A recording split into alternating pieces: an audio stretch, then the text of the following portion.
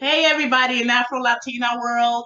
I'm very excited to introduce to you this great panel that we have today.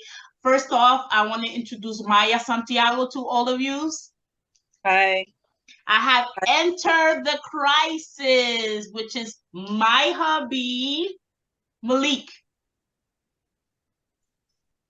That's it. That's all you're going to do? And I have the man that I've been waiting for a very long time, and Nogzi. Peace and love to the panel. Babe, if you want to take the panel, go ahead. All right, so I just want to introduce you guys. This is a friend of mine, a brother of mine. His name is Nogzi. He has a degree in biology. He's been teaching for well over 10 years. He's been teaching primarily in what's known as the conscious community is where Ngozzi's been heard. But he's outside the confines of that so-called community.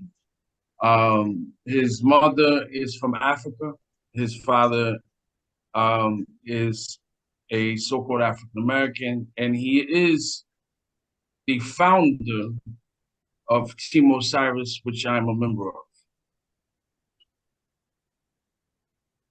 Ashe, peace and peace, peace and love to the panel. Peace. Peace. I want to thank y'all for allowing me to come on and speak. I believe that the Afro-Latino world is very important. A lot of people don't know about the great Afro-Latino people and how much they contributed to the new world, and how you guys are the base population and founding population of us Africans in the diaspora, you know. And I'll be able to elaborate on that and go further to explain how great and how magnificent my Afro-Latino family is, and the very long ties, which gives us that what we classify as the 500-year cuff between African Americans, because you guys are truly the real African Americans. So yeah, that's all I want to go. So let's begin with Maya's DNA testing. Okay. So babe, I send you the picture. I got it. So you want to start from the beginning? Yes. So Maya has a very interesting lineage. She is 19% of Cameroon, Congo, and Western Bantu peoples. Mm-hmm. She is 12% Benin and Togo, 6% Norway, 6% Scotland, 4% Mali, 2% Senegal, 2% Nigeria, East Central, and 2% Sweden, Denmark. And that's powerful. And look, let me ask you a question, bro. On her European side, what's the percentages? I mean, you've talked about Denmark, Norway. How much of it is the Mediterranean Spaniard? Nothing. No, this Spaniard is 1%. 1%, and it also has 1% indigenous Mexican. Oh, what I have, it doesn't mention those two lineages. So I apologize. Hold on. You click on it, Malik. Okay. Oh, well, sorry. Okay, let me read this over. I apologize. Okay, so, wow. Okay, so there was a total of 4 things skipped over, and I apologize again, Mike. Her lineage is very interesting. It's 23% Nigeria, 21% Ivory Coast and Ghana, 19% Cameroon, Congo, and Western Bantu peoples, 12% Benin and Togo, 6% Norway, 6% Scotland, 4% Mali, 2% Senegal, 2% Nigeria East Central, 2% Sweden and Denmark, 1% Indigenous Americas, Mexico, 1% Spain, 1% Wales. So looking at this, right? Hmm. Autosomally speaking, the queen is definitely highly African. She's an African woman of the New World, but her older ancestral lineages, which is that, you know, the Spaniards, well, the Spaniards and the Portuguese were the first people to colonize America before the British got in the game. And they started to camp in the late 1500s. The Moors got kicked out in 1492, if I'm not mistaken, when they got kicked out of Spain. Queen Isabella had her ties with certain Amazigh people in North Africa who had ties with populations in the Sahel and borders. So the beginning shift start of early America before the after the colonization, when the Portuguese got over here and the Spaniards got over here and annihilated the natives or the indigenous people that were over here. They wiped them out. And later they started importing the black African slaves. Now we know the history of the Portuguese in Angola and Cameroon, which you see on her and in her DNA composition, populated Western Bantus, which comes from Cameroon. A lot of these people were Semi-Bantu, Bimileke, Tikar, and other groups. But a lot of these people were being sold by even the Inzinka elites were selling lower caste groups to the Portuguese. And they were importing them through the Mediterranean and bringing them to the New World much later when America was going through its inception or establishment, because a lot of the natives' immunities wasn't as strong as we think. And a lot of the natives understood this new world better. They ran away and different things. So they needed populations of people to help establish their farming. Agricultural industrial industry is very much responsible for what happened in the New World. We were on rice farm preservations, cocoa stratigraphic reservations, and different things to help import what was going on in the New World or what was being established. So if you look at the Queen's DNA, the earlier ancestor, you can see her Native American ancestry, which is an indigenous Mexican. And you can see the Spaniard, which is the base import of the population that infused in her people. But you can also see her larger DNA components, which comes from those people in Africa that were brought here, Nigeria, Cameroon, Angola. Then what's interesting is people don't know the part of Latin America where a lot of later European populations would start to come over because the Spaniards lost. They got beat over here.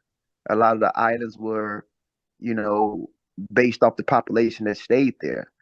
So the British, the Dutch, and these other people started to come in. The French started to come in and start to merge into these populations, even though the main language phylum at base still remains Spanish. The British got in the game later.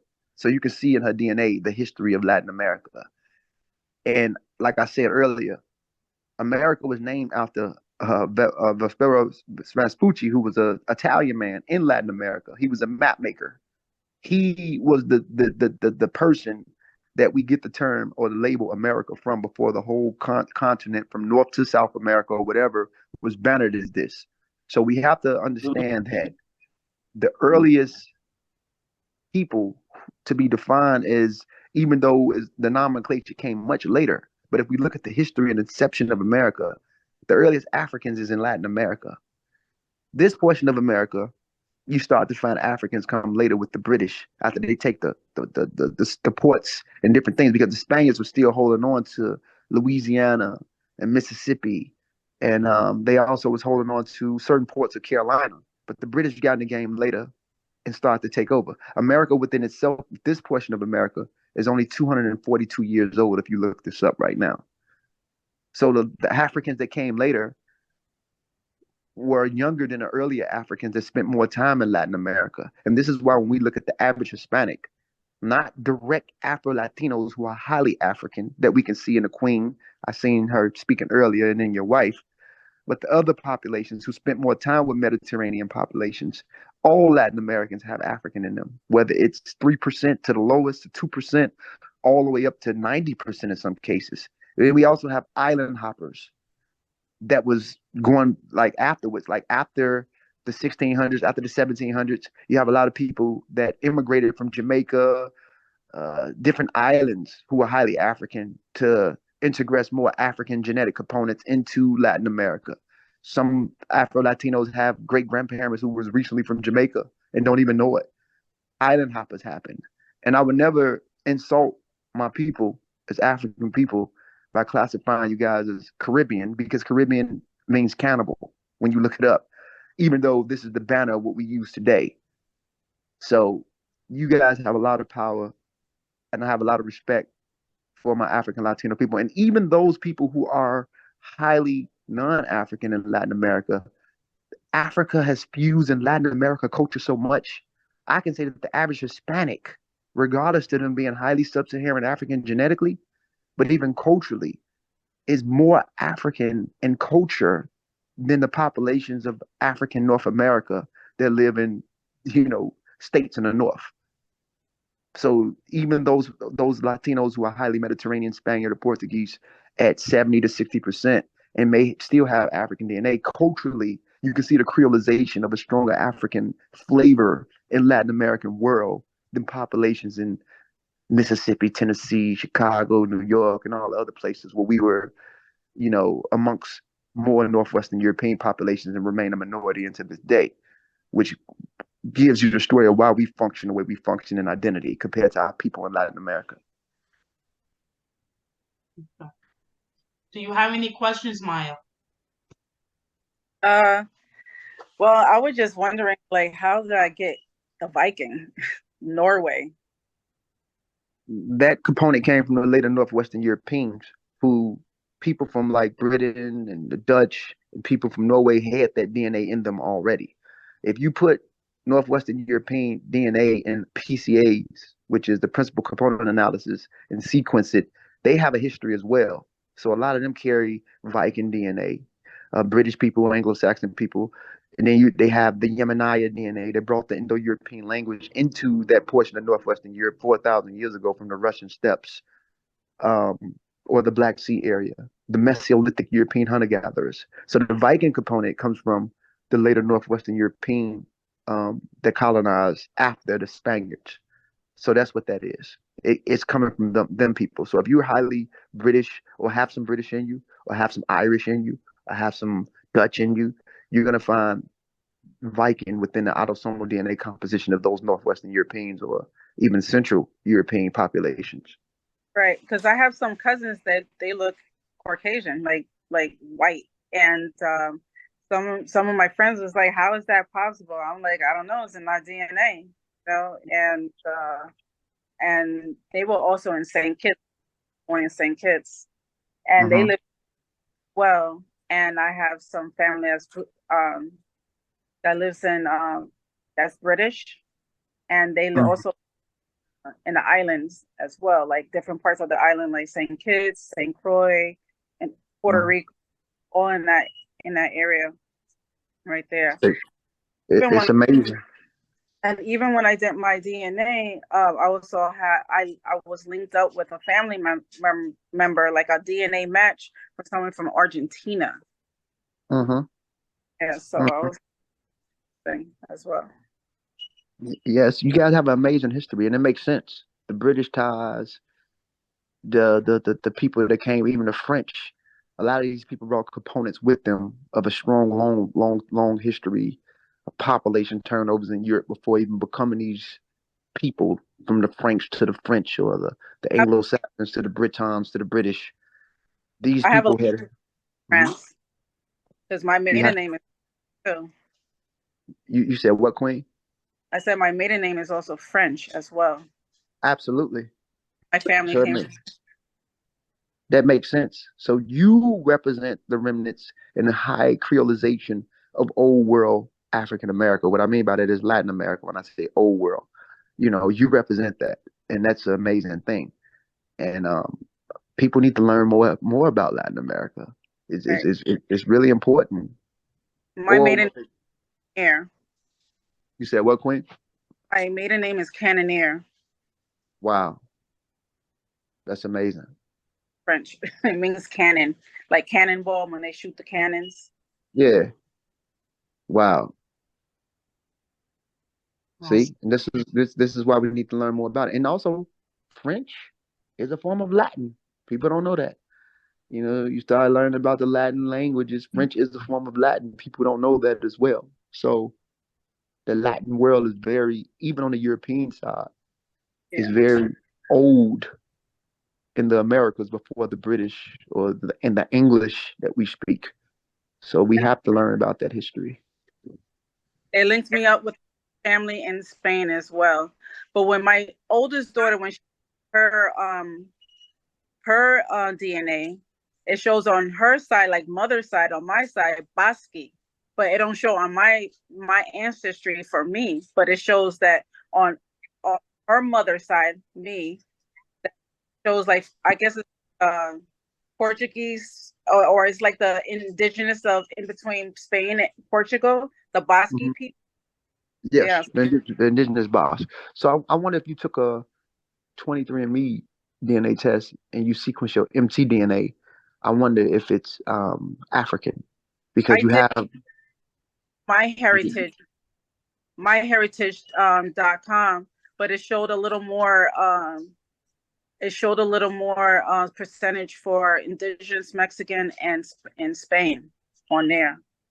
Right, and also we have something in the genetics like your haplogroups, right, which tells you the main line that they don't recombine.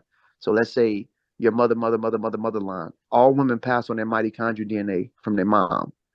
And it tells the main line base of where you come from without going unchanged, even though you accumulate other genes on your journey into who you are now.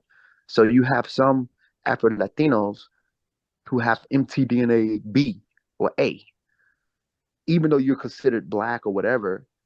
Your main line comes from a Native American who assimilated into African populations and accumulated more African genes, and she'll be classified as black today.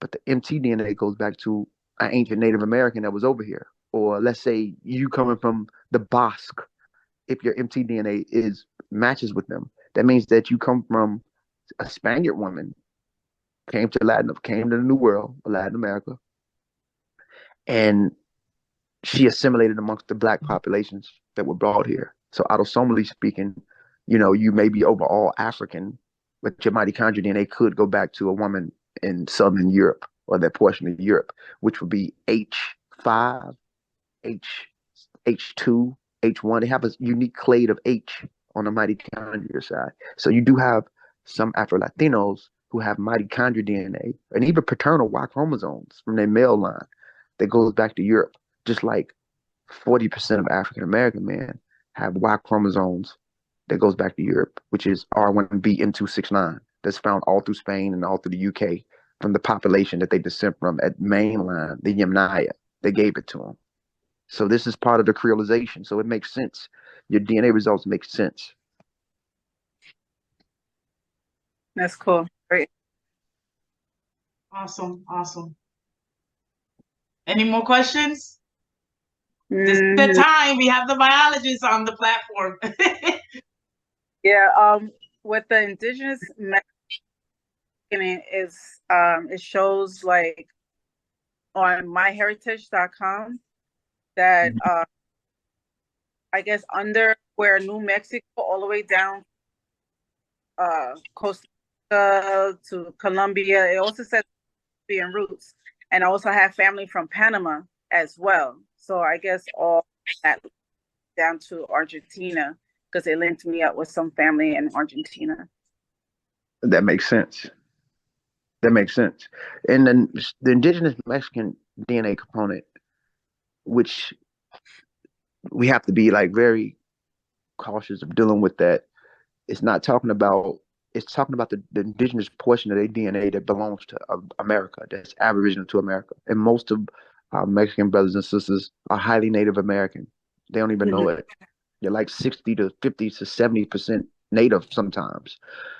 But what we see is mestizos who's mixed or in between, but they're mainly highly Native. So that indigenous component that was in that portion of America, and Mexico is part of North America. People don't know that. California, uh, Texas. Once you pass the Louisiana the Gulf of Mexico, all the way through Louisiana, you hit Mexico borders.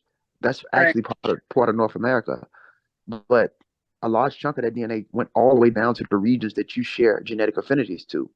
These base populations had ethnic tribes and clans called Aztecs, Incas, Mayas, or whatever, but they still had a unique signature. So this indigenous Mexican component represents the early remnants of what was in America for a very long time before the integration of the Europeans who colonized them or the Africans that were brought here into the New World. And even our Spaniard brothers, and I mean this as a human being because I don't promote racism, but even the Spaniards had African genes.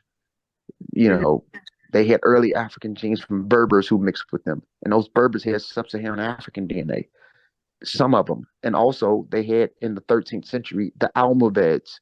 Those Berbers imported Black African slaves into their military as the Moors who conquered Spain. This is after 711 AD. So some of the Amazigh or Berbers gave Spaniards African DNA. Matter of fact, it's an article called, you guys can look this up, Sub-Saharan African DNA 4,000 years ago found in Spain. So even the Spaniards were they were a colorful people their goddamn self. So it's really crazy when you study even Southern Europe. So no matter how fair skinned a Spaniard can be, or light skin, because we can't get caught up in skin, get into their DNA, you find traces in a lot of cases of African DNA in them. Right. Like me growing up, my family was like the rainbow. I seen like my family from the whitest to the darkest, in between, look Latin, look white, dark, black, and then how I found out like different races when I went to school, because they make you they separate you. When I was going to school, when I was going to public school in New York, and even when I say, oh, my family here and there is from here, and they be like, no, but you look Black. I'm like, yeah, but my family, what I see from my family, but I was just tired of explaining myself to people because all they see was the outside. And I know what my family looks like. And when even when my grandmother growing up, because her mother was Native American, her name was Mercy. Sorry, my dog. Her name was Bercy Spears. Bercy Spears. That was my great grandmother, and she was Native American as well. And I used to hate going to the Indian powwows when I was young, because I used to be like, I don't look like them. Why you have me here? She used to have me join like the dances, the powwow dances, and with the girls. And I always felt out of place on that part, or even with the Latin side, I felt out of place with that. I just like geared to like where my father was from as well, where he was born in St. Kitts. Well, the thing is, colorization is strong in Latin America. We can't act like it don't exist because they have a caste system there as well. But it's not like North America where color is color. North America based things off what you look like. The reason why we are bannered as Black is because you have all these different sub-Saharan Africans who come from Cameroon, Angola, Senegal, Mali, Gambia, Nigeria, Togo, Benin, or whatever, all packaged into one group in the southern states of Carolina, Mississippi, Louisiana, and we look completely different than a population who put in enough work in their colonization to be bannered as white. It didn't matter if you were British, Dutch, German. If you study the inceptions of this portion of America, these people that descend from Britain and the Dutch, or mainly the Britain, who fought for their independence and beat the British, yet still had ties with them, and then let later European immigrants come over here from Wales and different things. The Irish had to put in their work to be classified as white because they had a caste amongst them. They were the lower caste. Then the Italians at one time was looked at as being swarthy skinned, but the contradiction in that is one of the forefathers of this portion of the world was Italian, Christopher Columbus. So later on, they start inserting them for different reasons into the idea of whiteness. After the Great Depression, the immigrants, their line was declining. So they had to let more European immigrants come here to also allow more population to become white, to make their banner of whiteness stand out in this portion of the world. So even though the United States is not part of the European Union, they back the European Union. and they still identify even amongst the people in Europe, Sweden, Rome, or Italy, or whatever. You guys, a few Southern Europeans that say they're not white, but they still identify as white because white people put in work to be bannered as this globally, whether we like it or not. So the lookership is like that. So even in Latin America, they have a caste and color, and amongst them, when you go amongst the natives or when you go to this portion of North America, it's really based off what you look like. You can be a person from like you guys, Afro-Latino, because you're obviously highly sub-Saharan African in feature. You're going to be bannered as black. So now on a new consensus, they have white Hispanic or black Hispanic because they're delineating the populations here. Even though at one point y'all were just considered brown, but now they know how to delineate this brownness and say white Hispanic and black Hispanic. And in the state of New York, all Latinos is considered white when they go to jail, unless it's based off what they look like. Because you have Afro-Latino that look like the drill rapper who went to jail recently. He obviously look highly sub-Saharan. I think he's Dominican, but I think they banned him based off what he looked like. So America is Like based off. Go ahead. Like my husband, he was arrested before, and they classified him as white. But See, his features, he looks indigenous. See, you could see an Indian part of him. Exactly. And this is the color. This is the color class of what they do in this portion of America. It's all based off lookership. And if you don't look tropical adapted, like a lot of us, you won't be considered black. But if you look close to them or highly them or half them, like a Mexican, Mexican is obviously highly Native American. They go to jail, they're considered white in New York, which is weird. Look this shit up.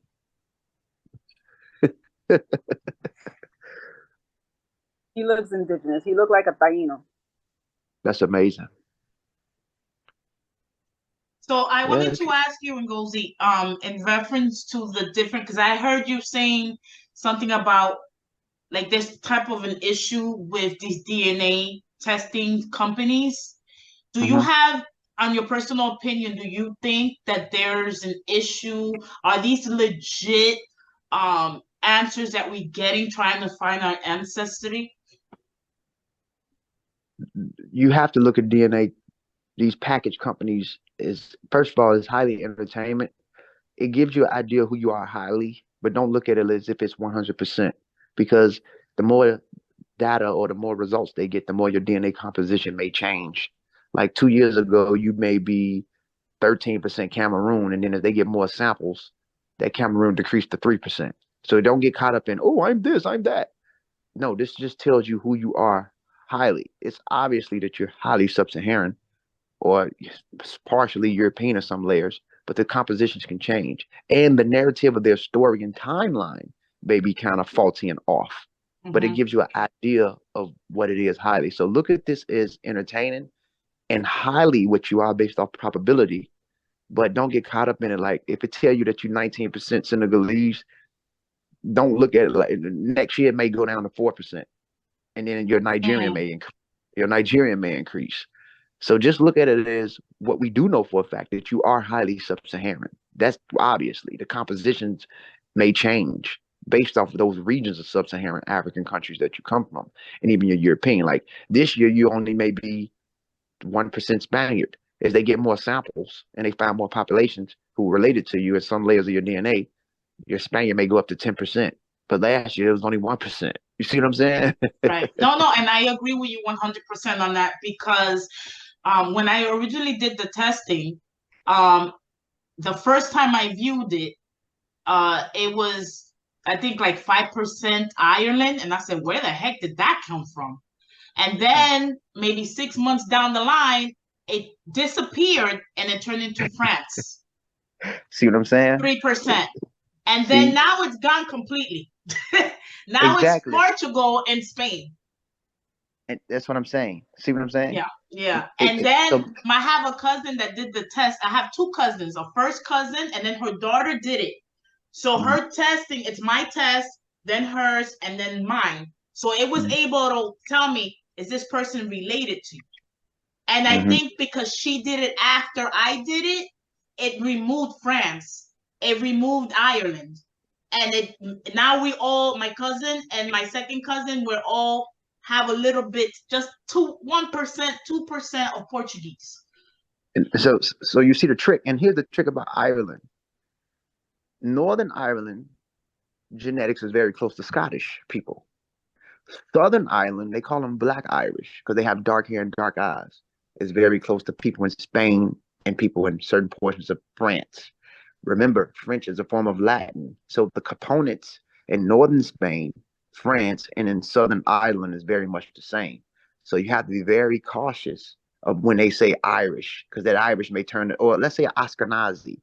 Ashkenazi Jews spent a lot of time in the Mediterranean, near Rome at one point, before the collapse of the Roman temple in 60 AD.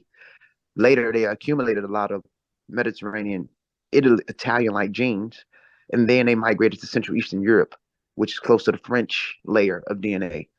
So looking at the PCA of these people, they only 30 to 40% Middle Eastern, but they accumulate a lot of genes from Southern Europe and France, French-like, not French directly, Central Eastern, right?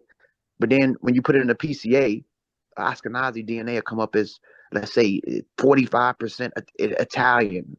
The PCA, the principal component analysis, will read different based off the segments that they have. So that makes sense that it'll say Irish, then it disappears. But then when you go to Southern Ireland, they're very close to population in Northern Spain. You get what I'm saying? It gets tricky like that. The other issue that I have, unfortunately, because my parents are Cuban, and the politics in that country, a lot of Cubans can have that DNA testing there. So the ones that live here in the States, if they feel like doing the testing, they'll do it. However, it's not like Maya, like, the islands, these people have, the certain islands that have that freedom that, because of politics, they're able to take a DNA test. But Cuba Correct. Is exclusive because of the politics. There's not too much information about what part of Africans landed in Cuba, right? But let me share mine. Honestly, I before I did the testing, I thought it was like 100% African. I knew it was gonna be high. I knew it was gonna be high, at least 90, 95. Especially because of my maternal side. Let me see if I could play with this again. Are you guys able to view it? Yeah, I can see you. I see you playing. All right. So if I scroll down, do you see it? Tell me when to stop. I see your DNA matches. I want to see your autosomal DNA. Go to your ancestry composite. Hold on. Go to. Hold on. Let me see. No, it's right here. Right there. Okay, there we go. See, this makes sense. Now this goes down. Look, you represent an old phase of America. Look at your top layer, the oldest component. It's Cameroon, Congo. Remember, Cameroon and Congo, that Angola area, is who the Portuguese and Spaniard had ties with first. That's the old remnant. Then you got Mali. That's a very high percent of Mali. That's from the Sahel and Ivory Coast, Ghana. That's dope. You actually represent the proxy of America, of old world America, but you remain highly sub-Saharan, from the older layer Africans from Cameroon to the Sahelian population that got here when they were stripping people from near. Mali includes modern day Mali, some layers of northern Senegal, some layers of Mauritania, Guinea, and even Liberia. They just say Mali to blur it out as the label, but Mali encompasses all portions of that of Africa. And then the Ivory Coast, which is also connected to that. So it looks like a lot of your ancestors reading this. Benin Togo is, some layers comes from the Nigerian area. So when you see that Nigerian and Benin Togo, the Yoruba are their signatures is distinct from Igbos, even though they're highly much the same. So Igbos people tend to venerate towards the eastern port of Nigeria and close on the border of Cameroon. Yoruba is southwest. So the people in southwestern portion of Nigeria have a lot of ties with Benin Togo, which shows you that you're highly Yoruba. You have a high Yoruba composition in you when you include Nigeria and Benin Togo together. Ivory Coast and Mali shows the Mandinka tie, because a lot of Mandinka people, or even slightly Fulani people, were taken. And then you have Spain. So you represent the proxy of early America coming from Cuba. This is amazing. Then you got Basque in you. So you just straight, mainly sub-Saharan African with the Mediterranean component that came from the first colonizers over here. And those Spaniards had, guess what? That Basque signature in them. You see what I'm saying? So if I was to look at this set, I can tell you ethnically the groups that you come from based off the proximity of the regions that your ancestors was taken from. So if you include this Nigeria and Benin, Togo, that shows Yoruba alone. If you include Mali and Ivory Coast, that includes Mandinka alone. When you talk about your Cameroon and Congo, semi-Bantu groups, that's either Tikar or Benelike or other groups around that region. So that's the segments that you represent as a African woman of the New World. And then you see a Spaniard and your Basque, we definitely know where he come from, where they came from. That's Latin America for you. Yeah. That's and crazy. then I have more Nigeria, East Central. I don't know why is that separated. The last one, what that island, that 1%. North Africa. The one after North Africa. Malta. Malta. That's next to Spain. Okay, so is that for trading that area where they traded, and so I don't understand that 1%. No, the Mediterranean. See, remember I told you that a lot of the Spaniards left. A lot of them Spaniards, I said, they came over here colorful. A lot of them already came over here with North African blood. Mm-hmm. They even brought people from the Canary Islands over here to work. That's why some Puerto Ricans or people in the rich ports have mtDNA U6. Why? Because a lot of people from the Canary Islands came to work with the Spaniards. Spaniards came over here with North African blood. So that makes sense that you 1% North African. That's actually dope, because whoever your Spanish forefathers were, or the people that came over here, they had this DNA in them. And in that Maltai area, if you look it up on a map, if you can point to it, just point to it, go to it. Go to that Maltai area where it say 1%. Right there? Yeah, you see where it's at? It should zoom in continentally. Yeah. Go press down on it. You see where it's at? It's an island right off between the Mediterranean, between North Africa and Spain, Iberian Peninsula. You see where it is? Mm-hmm. That tells you this is all coming from your Spanish ancestor. He had this. These people had this in them. All this. Look at the proxy: North Africa, Maltai, Basque, and Spain. Whoever this person was, he was a colorful Spaniard person, or they were colorful Spaniard people. Mm-hmm. Awesome.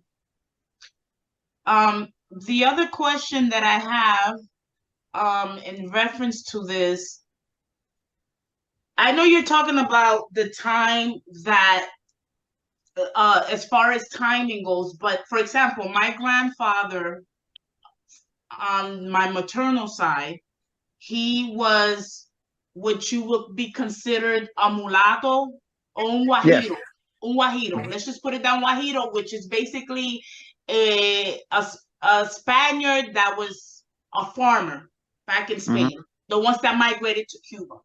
Mm-hmm. And then he married, which is my grandmother, and straight African woman, right? That's right. So where in the components do I figure out that separation where the ancestry of my grandfather versus my grandmother's ancestry? Because when you look at this, I see my mother and my father, my maternal and then my father, but I really want to know more of my grandfather's ancestry to the maternal side, if that makes sense. So these grandparents that you speak of, whose side is this on, your mother or your father? My mother only. So go back off this. Let's go to, because ancestry DNA show you what layer comes from your mother and what layer comes from your father. Right. You know that, right? Yes. So how many generations ago was this? Was this your mother great grandparents? No, I'm talking about like my grandparents, my mother's parents. Okay, your mother parents, so your mother father was from Spain. Yes. So your mother father was from Spain. And yes. But this is the thing. Look, to my understanding, because unfortunately in Cuba, they don't like to talk about, oh yeah, they come from Spain, but they don't really go in the roots of things. So it's you have to like do this extreme investigation to figure out where they came from. You know, there's lack of information there. They don't keep names. It's just Right. I'm Yeah. speaking about my family in general. I'm not going to speak about all Cubans, but Right. in my family, there's nothing written. There's nothing. I No can't go back to anything. No, right. No. That's why that's when genealogy comes in, because Right. genealogists keep records of paperwork. But in Latin Yeah. America, it was different. It was hard for a lot of people to keep up paper. It's not like this portion of North America. So that your grandparents, which is your mom's parents, one was a highly African woman, Yes. Yes. and one was a Mediterranean Spaniard man. But he was, to my understanding, my mother told me that his mother and father, his father, which is my grandfather's father, he was Spaniard. But then his wife was a woman, una mulata that was, to my understanding, my mom said that she thought she was like mixed with Chinese because of her eyes. So obviously she wasn't, because of my DNA. Something would have came out of Asian descent or something. Right. So here's the thing. If she looked like that, meaning so your grandfather, who was from Spain, his father was Spanish, but his mother was a mestizo, which was an admixed type person. Yes. So next year your DNA component, your native may go up. It may go up because, again, remember, it's based off the segments of what they have in available data. It may change because I think the next time it changes is in October. But for now, based off what it finds, some of your DNA won't pop up until probably again in October. But for now, it seems like this mestizo lady was probably highly, for now, African and Spaniard mix, or will be classified as mulatto. I'm sure she had native in her because those features with the epithelic eye fold that people identify as, or even your husband got it. Malik is highly native. You can see it. That comes from the Native American components that's been over here, the indigenous people, right? They had that, not because they're mixed with Asian, not because they mixed with Chinese, because they had it. Also, some continental Africans got those features. And I'm not just talking about the Khoisan. You find some Yoruba sometimes with that type of eye, not all of them. You find some, it's a commonality trait that you can find in some groups in Africa. It's the outliers, primarily West, compared to the South Africans who have it at a higher rate. You see what I'm saying? So that means that your mother's father was also, he was mestizo and Spaniard mix, who mixed with a highly African woman. And then that means that your mother is probably around 60% African. That makes your mother. But your father has to be highly African, which puts you at the proxy of 70 to 80% sub-Saharan African, because your father is highly African and your mother has a direct line that's mestizo mix and African. That combination equates you to the balance of you're ranging between 70 to 80% African, even though you have a recent grandfather who was highly Mediterranean Spaniard. It got absorbed in the overall DNA composition of the people that it mixed with autosomally. You see what I'm saying? So that represents your history. If I wanted to do more research, do you recommend that? Because my book, I'm blessed to still have both of my parents alive. And would it help me better kind of have them both have the testing and kind of narrow things better to understand the pattern? And yes, I think that you definitely should have your parents both take the test, and it is an honor, alhamdulillah, mashallah, that they're alive for you to get those results, because it'll tell you a better story in detail. It'll let you also know if something is sometimes we, just because it doesn't show up, I'm sorry, I don't want to lose my thing. Just because something doesn't show up now, and you ask the question like, damn, like if I'm supposed to be this, why is it this? Doesn't mean it won't show up next year. Well, it won't show up next month. Again, the samples is based off the available data that they have to tell you a story about who you are. So I would not look to these results as if it's absolute. It's just giving you an idea of what you are highly. That's it. Okay, awesome. I have one more question. Give me 1 second, Maya. If anyone wants to wants to learn more about their ancestry, what best advice do you have for them? Well, if you want to learn about written records to give you a line of the direct lineages that you come from, this is when you get into them with a genealogy. Genealogy keeps records of old birth certificates, old such and such to tell you who you are. If you want to find out who you are genetically, the best thing to do right now is to take these commercial DNA company tests to tell you who you are highly. And that's 23andMe and Ancestry DNA to find out who you are in DNA composition, even though it can change based off times, but it still give you an idea of who you are autosomally and or who you are highly, which still give you an idea. So, but don't never look at none of this as absolutes. Never. Because again, base population samples can decrease and increase based off more available data.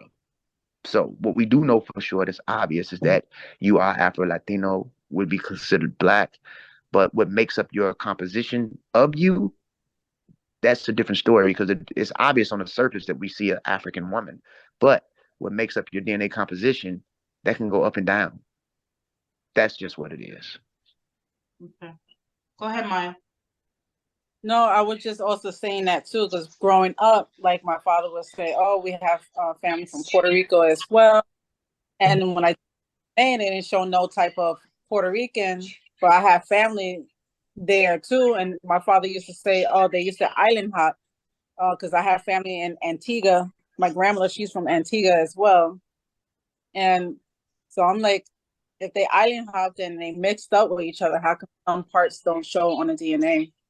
Exactly. That's what I'm saying. Like, it's not going to say that. These DNA companies don't catch stuff like that. Like, for example, it's a lot of island hopping, especially in between southwestern Puerto Rico compared to southeastern Puerto Rico. Southeastern Puerto Ricans, or the eastern part of the island, are highly Mediterranean. You go to the southwestern portion of Puerto Rico, that's where you start to find more of the Afro-Latinos, the ones who look like Jocelyn, or the ones who look like Roberto Clemente from Carolina, Puerto Rico. You see what I'm saying? So it's like, when you go to that portion, it gets totally different. Then when you start to look up the compositions that make them up, if you took up Roberto Clemente DNA or Sister Jocelyn or whoever, it's not going to say Puerto Rican. That shit is going to say something like Cameroon, Angola on the African side. Mm-hmm. So the only thing that's going to say Puerto Rican is indigenous Puerto Rican, which goes back to the Arawaks or the Taino that was there. The Tainos, who was a group of Arawaks that were there. That's the only real indigenous Puerto Rican. Most of the other population in Puerto Rico that we see today, which is the later combination, is later imports that came there from either Spain or Africa. Right. My daughter, she has, my oldest daughter, she has 9% of indigenous Puerto Rican. It shows on her DNA. That's a blessing. Mm-hmm. So that means that your husband is highly native for her to be carrying 9%. That means that that brother's walking around here probably at a large percent of Taino. 9% is pretty high. Anything over 5% is high. That's from her father. Her father's Puerto Rican as well. But my husband, my current husband hasn't done his DNA, but you can see in his features, he looks straight up Taino. Like, even if you look at her, Daniela, come here. You can see she has indigenous Puerto Rican in her too, but she has African features. Like, her. Hi, mommy. Mashallah. She's beautiful. Thank you. Yeah, that's 100 on the storyline of everybody when you really get into it. And even on the African side, some traces can be lost just because it doesn't say you have native or indigenous ancestry. Mm-hmm. It may go to 1%. Traces get lost, especially if it gets absorbed in populations after 300 years. So what you find is people that have this 0.something%, which traces, not a whole percentage. So you shouldn't deny even your 1% or the traces that you have there, because it still tells a story of who one of your forefathers was down the line, even though it got absorbed in later and newer populations. Right.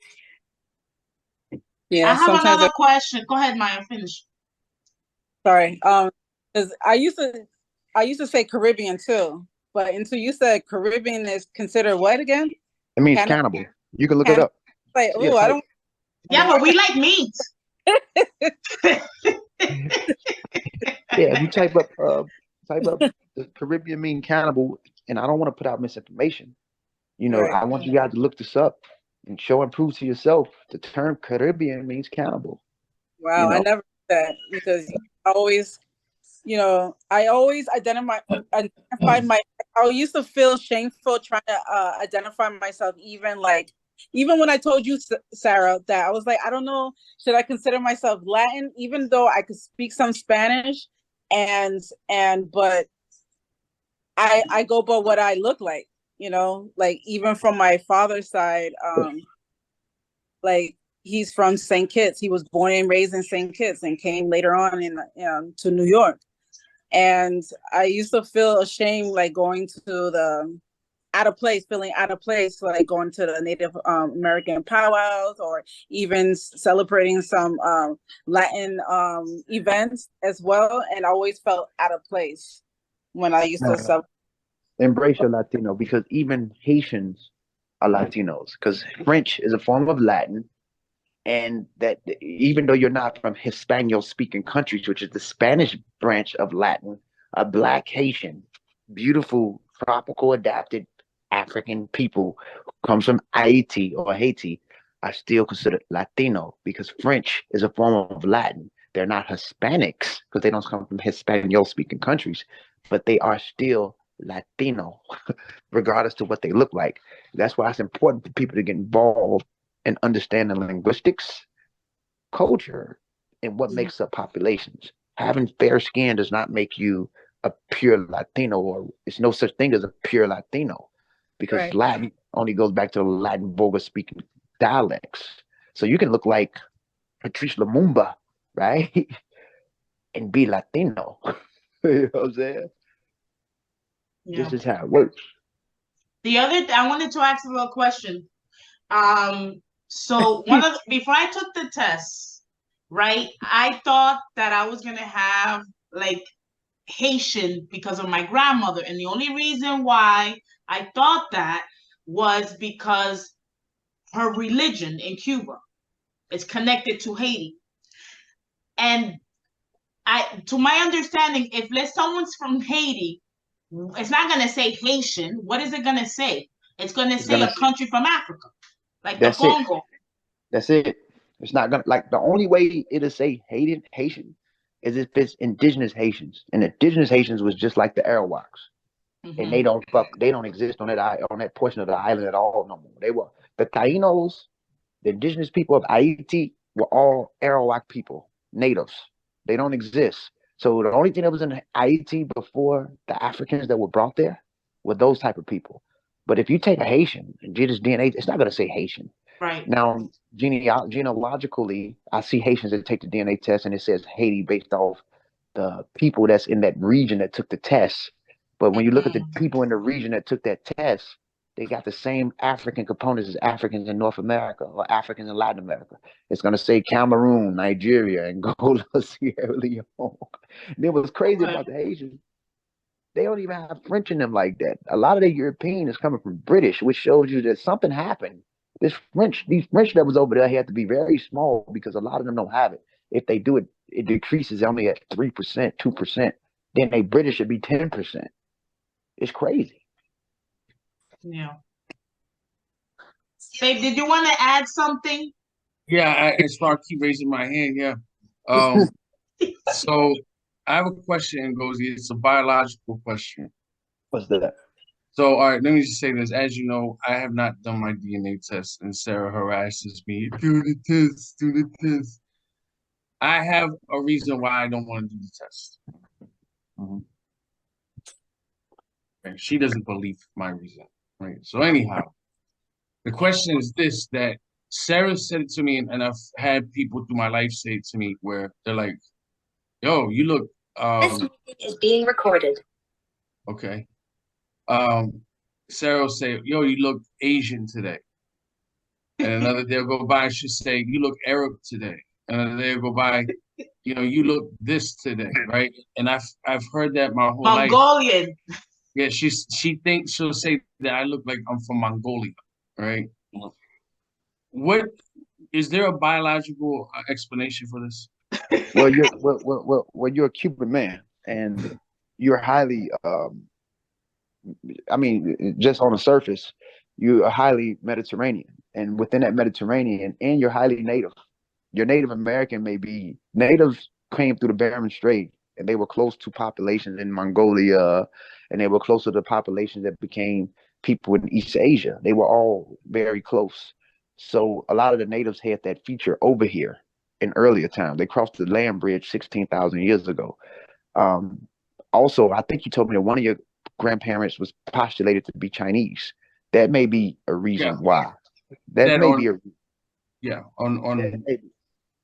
that may be a reason why. Then she said you look Arab sometimes because remember, a lot of the Spaniards were mixed with Berbers from North Africa who had Arab affinities. It was already in them. You know what I'm saying? Like I said, the Spaniards came over here already colorful. And then you also have sub-Saharan African DNA from populations who were brought here as slaves, people that were kidnapped and brought into bondage over here. So with that being said, some of the conquistadors even was partly recently sub-Saharan Africa. Like, don't think that all of the black population was just slaves, because some of these black Africans was able to work their way up the caste into old Spain. And some of the conquistadors was partly Senegalese and black or whatever. So you have some African in you too, sub-Saharan. So with that being said, you represent this mestizo population that they say on the surface.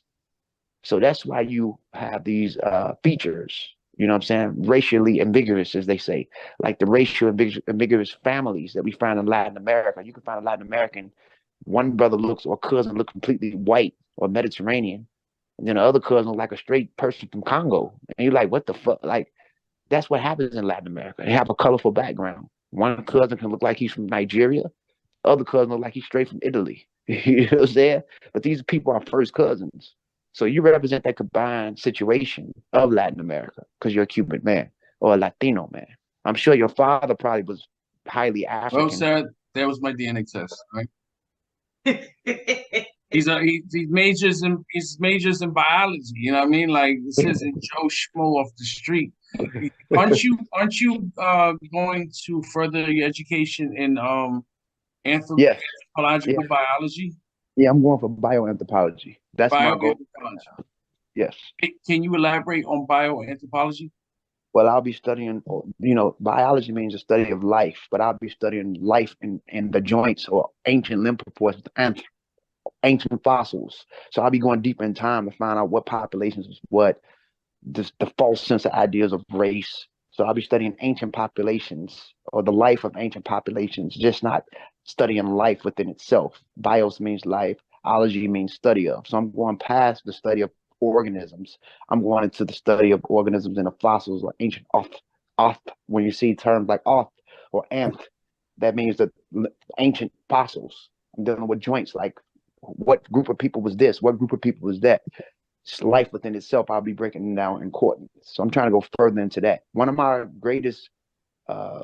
people that influenced me is Soy Kieta, who's a bioanthropologist, and a few other people. So that's the direction I want to go in. I just don't want to study organisms or the life of organisms. I want to go further back in time and study the populations that make up, these life organisms, especially in our species of humans, and this false sense of race that everybody's caught up in, because ultimately we're the same species. Mm-hmm. Mm-hmm. Like, I don't believe in race at all. I'm anti-racist. I'm a proud African man. But at the end of the day, or African of the New World, or even the Creole, African North American Creole, whatever you want to call me. But I do not believe race, and it's an issue that goes on in the world amongst people in the West and even back home on the continent. You should see the shit they go through over there, So I'm just trying to put the gap in humanity. I fight for humanity, righteous people over unrighteous people. That's just me. I just have a question. Like, for example, like Sarah and I, we share almost like the same DNA, How come it won't show, like, let's say, for example, like if we are not related or whatever the case may be, because we share almost the same type of DNA. So you guys come from the same type of populations, but y'all don't have a direct kinship. So even though y'all have the same populations that y'all descend from, y'all don't have the direct kinships from recent lines, like your mother down the line being a first cousin to her. Even though you guys shall come from the same populations, you just come from the same populations that don't have a direct relation. You get what I'm saying? Yeah. You But guys, down the line, I'm sitting there looking at both of you guys, they look and alike. They have some you guys resemblance. You have can see similar, it. like your foreheads are identical. Your just facial, your phenotype is very similar. And that And we goes based have off. beautiful complexion. Absolutely. And that goes back to show the relations or the populations that y'all descend from is similar. You can see it. You can see it. You know what I'm saying? So down the line, y'all still related though. Trust me. Even though it didn't come up. I mean, again, 2 months from now, 3 months from now, because they do this extended what's the name that they do every 6 to 8 months. Find out that y'all 6 cousins. Yeah. And speaking of that, go ahead, Maya. Go ahead. Oh, I hope that's the case, Maya. When she gets on my nerves, she can go to your house. Okay. That would be a lot of times.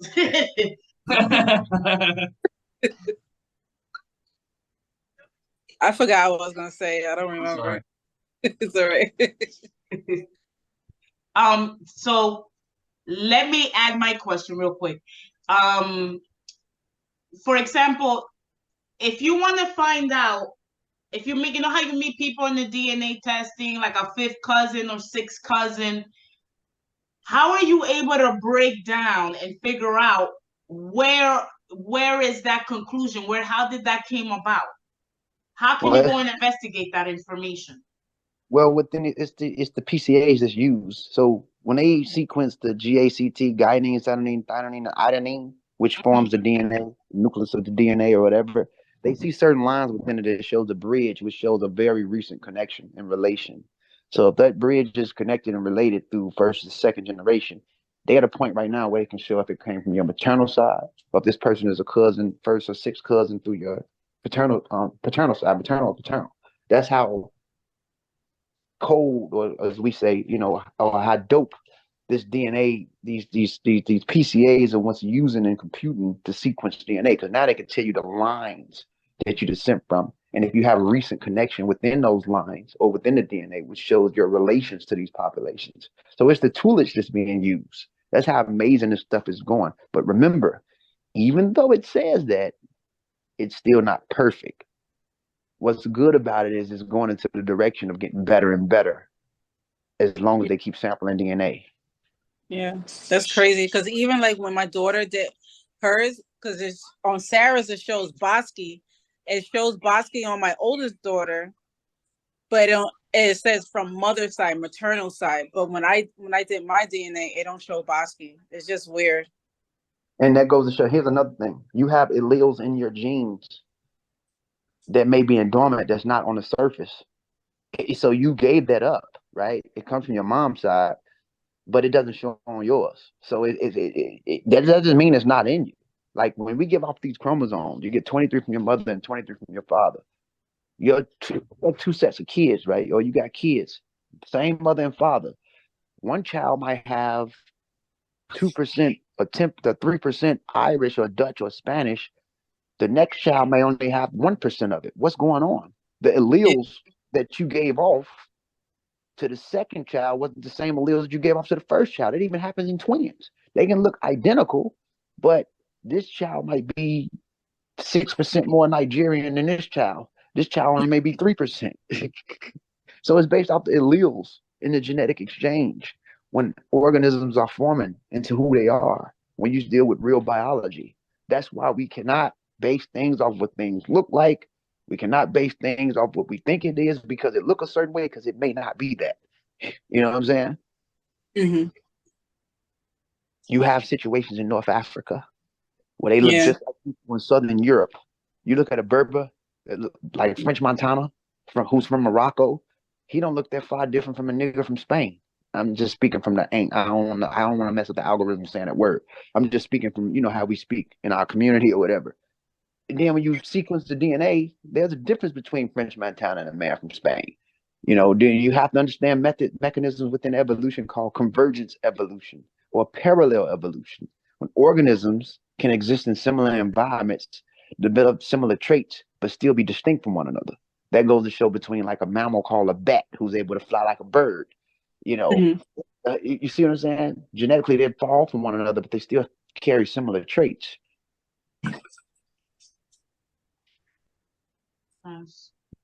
Okay.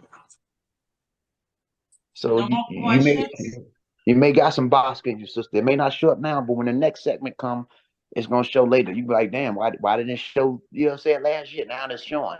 That's not tricky. This stuff, kid. Yeah, it was just weird because my daughter, she was just asking because my daughter is like the complexion like Malik, my oldest daughter, and she was always interested of her DNA. And when she was like separating, mother's side, father's side, and she's like, well, the Bosque shows on your side, but why it don't show on my DNA? So I was like, I don't know. So maybe one day I'll find out. Sorry, my dog. Yep. It's amazing. It's amazing. Yeah. All right. So does anyone have any more questions? Does anyone want to share more information?